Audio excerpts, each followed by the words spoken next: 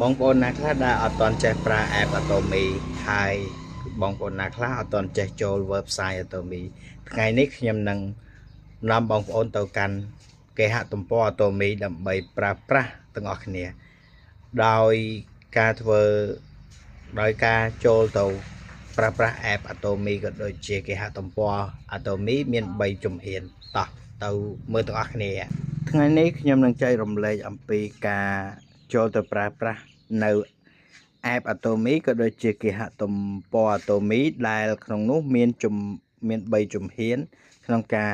ចូលជំហានទី1គឺយើងត្រូវចូលទៅតាម Google ដោយយើងគ្រាន់តែវាយពាក្យថា atomy.com ចេញមកនោះបងប្អូននឹងឃើញពាក្យថាផ្សារទំនើប Atomy អញ្ចឹងចុចមកនៅពេលដែលចូលទៅដល់ផ្សារទំនើប Atomy គឺចេញទម្រង់បែបនេះអញ្ចឹងបងប្អូនអាចបញ្ចូលនេះកន្លែងនេះគឺចូលប្រើប្រាស់បងប្អូនគ្រាន់តែវាយលេខ ID របស់បងប្អូនដែលមានមកគឺចូលទៅកាន់គេហទំព័រ Atomy និងមើលអំពីផែនការទីផ្សារក៏ដូចជាមើលអំពី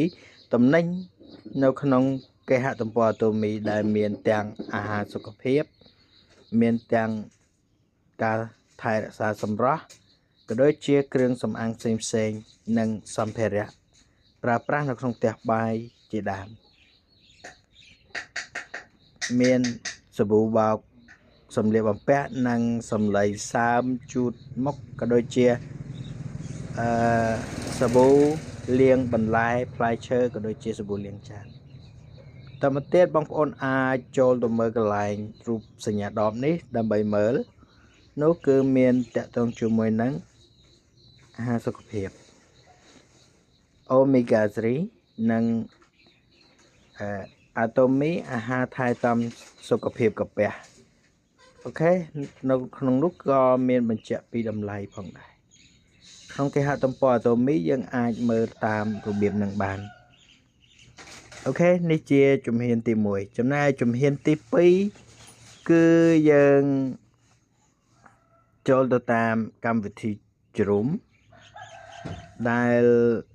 យើងចូលទៅកាន់កម្មវិធីជ្រុំឬហើយយើងវាយពាក្យ atomy.com ដូចគ្នាមក atomy.com នោះបងប្អូននឹងឃើញពាក្យថាផ្សារទំនើប Atomy ចុចចូលមកគឺ